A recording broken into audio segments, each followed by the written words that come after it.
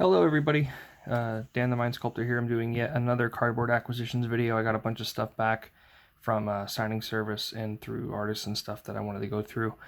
So today I have 4 copies of Dwynen's Elite. This was the, was it a dual deck or whatever printing? It had different artwork by Volkan Baga. Same guy who did the original Snapcaster Mage. I love Volkan's artwork, so I had to pick these up, and then when I saw he was doing a signing, I jumped right on it. I have the original Origins Dwynen's Elites that are signed as well, and those are really nice, but I just have a really good soft spot for these, so I was really happy to get these. Another Volkan Baga, I have Inquisitions from Modern Masters 2017, if I'm correct. Yet again, really good artwork, better than the original in my opinion, but I'm obviously biased because of how much I like Volkan Baga's artwork, but very playable card. You know, other than Thoughtseize, it's the next in line for hand disruption. Very powerful. So I had to I had my play set sitting for the longest time. I had to get these signed as well. Couldn't pass up that opportunity. Here I have a bunch of remands. I already have a bunch of these that are signed. I just had more sitting around, and I got them signed just in case I, had any friends that wanted to pick up a couple maybe or something for Modern or anything. Even though we don't really see this card played as often anymore, but it's such a powerful counterspell, other than, of course, Counterspell or Mana Drain or something of the sort, which is obviously better, but for the sake of Modern playability and just an extra counterspell for your, random commander deck or whatever, just a very playable card. I mean, it cantrips, which is very powerful. I love this card. I've always liked this card, and I love this artwork in particular. And Zoltan Boros is a genius, and I think I like this artwork the most.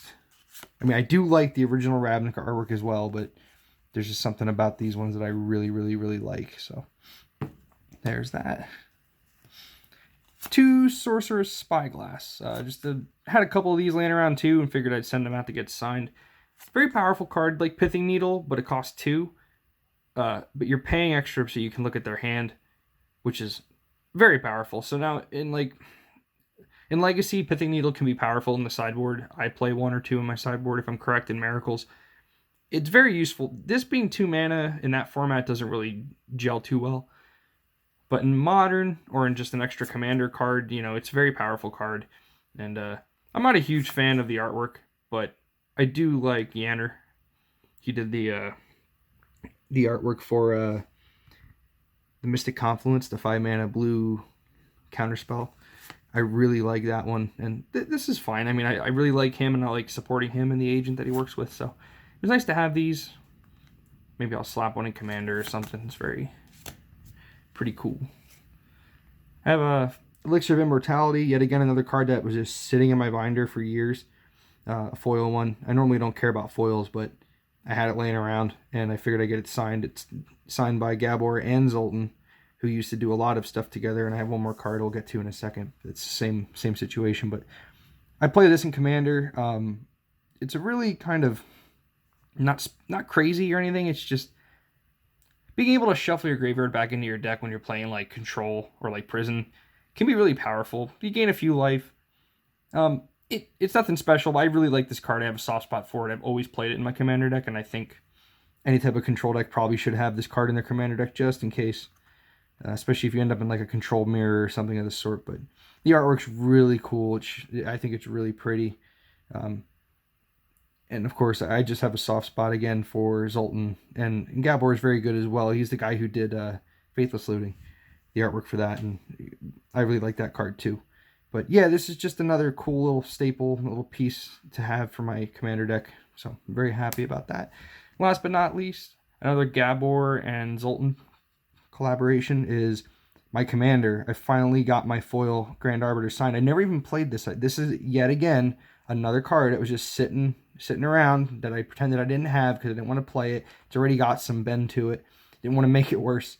Very expensive too. This card went up in price like a while ago. This was like a $30-some card right now, I think. But I finally got this signed by both Zoltan and Gabor, and I'm going to put this right in Commander deck now and start playing it.